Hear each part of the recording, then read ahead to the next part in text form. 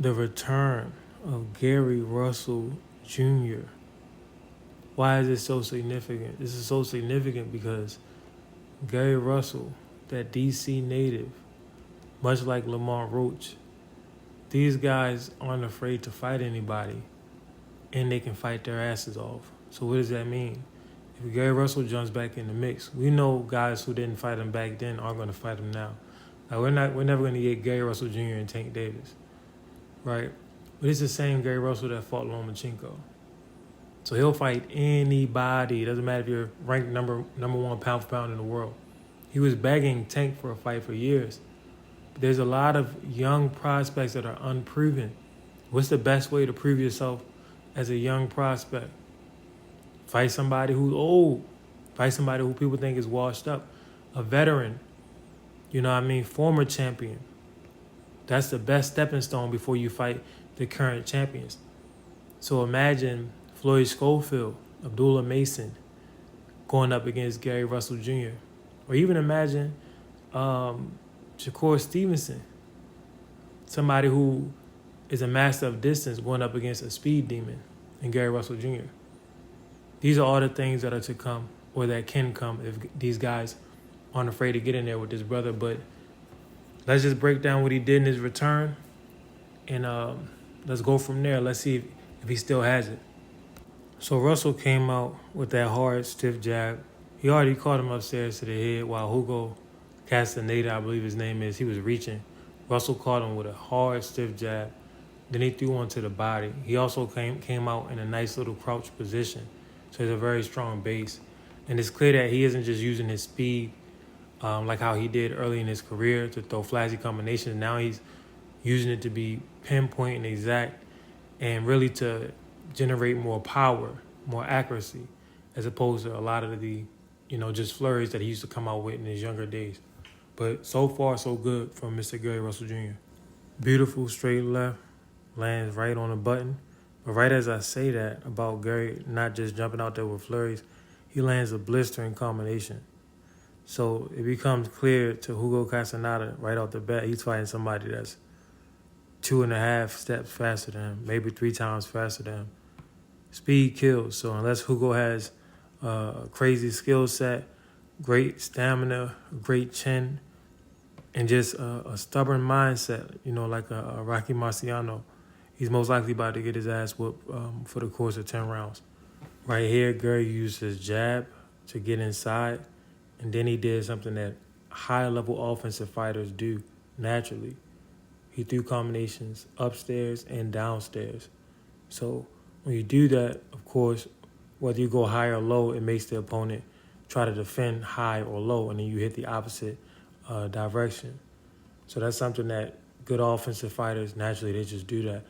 Then Gary was, he actually pivoted because Castaneda was turning, so Gary pivoted, but he had his hands up while he was pivoting. So he showed defensive responsibility. Then he tries to finish the sequence with a hook, but Hugo Castaneda was able to pull back, and that's good for him. Right here, you see he lines him up with the lead hand, comes with a hard left hand, rocks the head back of Hugo Castaneda. This is technically an illegal move, but as we all know in boxing, legality is usually only counted for when you're talking about the B side. If you're the A side, the in-house fighter, you can get away with murder damn near. But good little move by Gary Russell Jr. The only thing that I noticed thus far where it's like he should do this a little bit more is move his head. He's moving everything else, feet, hands, but he's not really moving his head. His head is on the center line. And you see that a lot when you're dealing with super athletes because they're so fast. A lot of times they forget about the head movement because they can get away without it. So here, Gary gets caught reaching on the left hand. And as you know what they say in basketball, you reach, I teach. But what I like about this sequence is that he shows his balance and just his overall comfort in the ring. So when he throws the left, he still has his feet square. Not square, I shouldn't say that. He still has his feet balanced enough to where as though he can come back with the right hook. And that's something that we used to see Floyd do a lot. Floyd would throw that right hand, overreach, but still be in good balance to be able to come back with the left hook. So I like that. And also, Gary, he used his own momentum after throwing his right hook, and moved his feet a little bit so that he was at a brand new angle. So Hugo couldn't come back with another counter. But yeah, Gary did get countered right there in the beginning. You reach, I teach. Now, there's two things I want to make about this freeze frame right here. Two statements I want to make. Number one, the technique that he's using, you see he has his rear hand up with open glove, almost as if he's saying hi to his opponent. So that's a position that guys use when they want to catch a shot. They'll catch a shot. Offensive fighters, Roy Jones used to do it. And you could do it with your lead hand or your rear hand. They'll have an open hand, right? Catch your shot like you giving them a high five and then hit your ass. So in order for you to penetrate into their space, you have to get past those pawing hands or those pairing open hands. That goes all the way back to Jack Johnson days. So for people to say boxing has evolved and this and that, people are just using the same skills and it looks different because you have different people utilizing the skills.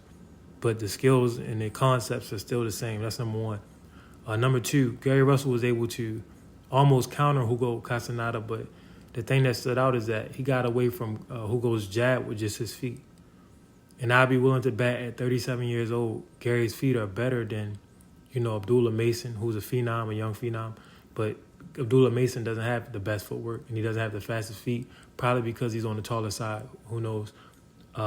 As well as Floyd Schofield, I think Gary Russell's feet are probably faster than Floyd Schofield's, if not the same speed. But Gary has a lot more control with his feet, and his movements are a lot more smaller and conservative. But let's continue on. Notice right here, Hugo is trying to throw overhand right.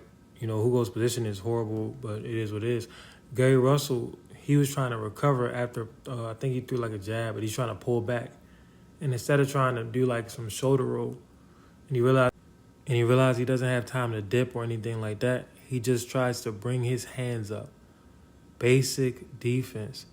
Shout out to Devin Haney. He's one of my favorite fighters because Devin will fight anybody, and his stamina is crazy. But I think Devin needs to really start investing in that basic two hands up defense. It's very easy.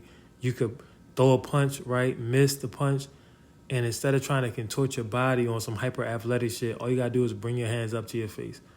Protect your torso, crouch a little bit. And you see Gary Russell do that here perfectly almost. Now, building on the point of keeping your hands up, when you're fighting, Gary Russell gets into close quarters. Look at his rear hand and even his lead hand at times. He has them very close up, high, protecting his temple, protecting his, his body and the upper parts because of the way his elbows positioned and things like that. Also, he shows that he's an athlete that can fight from that position because all defensive guards